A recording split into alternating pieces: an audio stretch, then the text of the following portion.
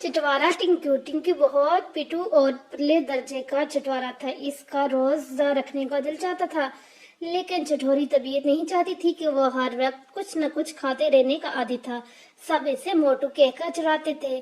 وہ جب صبح سو کر اٹھتا سب روزے سے ہوتے، لیکن وہ اٹھتے ہی شور مچا دیتا، ماما ناشتہ، جلدی سے ناشتہ، تم چڑی روزہ ہی رکھ لیا کرو تاکہ تمہیں کچھ تو برداشت کرنے کی عادت پڑے۔ اگلے سال سے روزے تم پر فرض ہو رہے ہیں، پھر تو رکھنے پڑیں گے۔ لیکن ایک دن کیا ہوا، جب وہ ناشتہ کرنے کے بعد ٹی وی کے سامنے بیٹھا تھا، ہاتھ میں چٹ پٹے نوڈلز کی پلیٹ تھی کہ اسے گھر میں غیر معمولی چہل پہل محسوس ہوئی۔ ماما ڈائننگ روم کی سیٹنگ بدل رہی تھی اور پاپا لسٹ بنا رہے تھے اور ابھی بڑا سا بانس سنبھالے جھالے اتارنے میں مصروف تھی۔ ماما آج کوئی آ رہا ہے؟ ٹنکو نے پوچھا۔ ہاں، آج بہت سے مہمان آئیں گے۔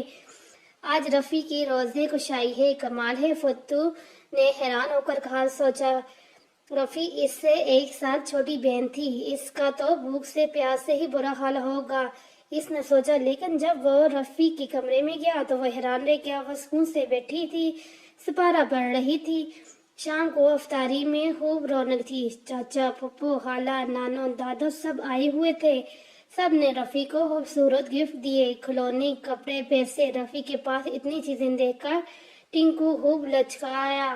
اس نے طے کر لی کہ وہ بھی روزہ رکھے گا۔ اگلے دن ہی اس نے ماما سے کہا کہ وہ مکمل روزہ رکھے گا تو روزے کشائی کا فنکشن کریں گی۔ ضرور، ماما نے جواب دیا۔ اس جناب ٹنکو نے روزہ رکھ لیا۔ دن کے 12 بج گئے۔ ٹنکو ابھی تک سابق گرم رہا۔ ماما تو اطمینان ہو گیا کہ اب وہ روزہ پورا کر لے گا۔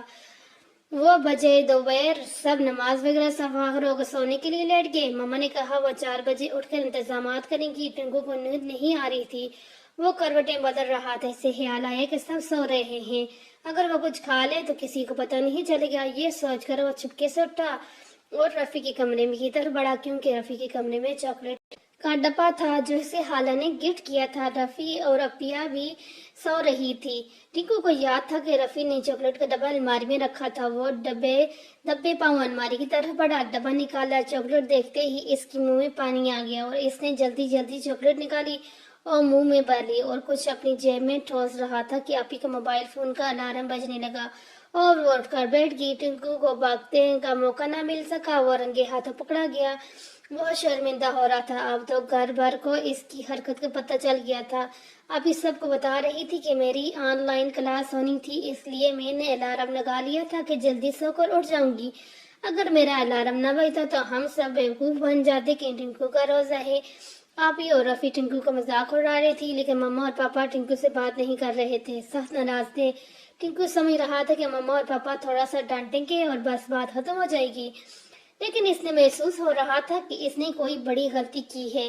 2 دن ہو گئے تھے انہوں نے کوئی بات نہیں کی۔ ماما خاموشی سے ناشتہ کھانا اس کے سامنے رکھ دیتی تھی۔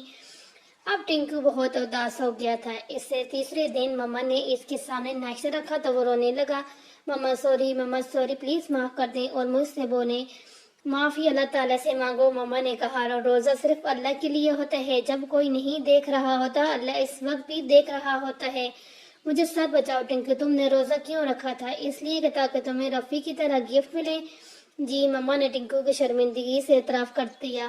بس اس لیے تم بھی روزے میں پورا کرنے کا شوق اور ہمت نہیں ہوئی، کیونکہ تمہارا روزہ دکھاوے کا تھا۔ یاد رکھو، روزہ اللہ کا حکم سمجھ کر اور کسی لالچ اور دکھاوے کے بغیر رکھتے ہیں۔ جی ماما، ٹنکو اچھی طرح سمجھ گیا تھا۔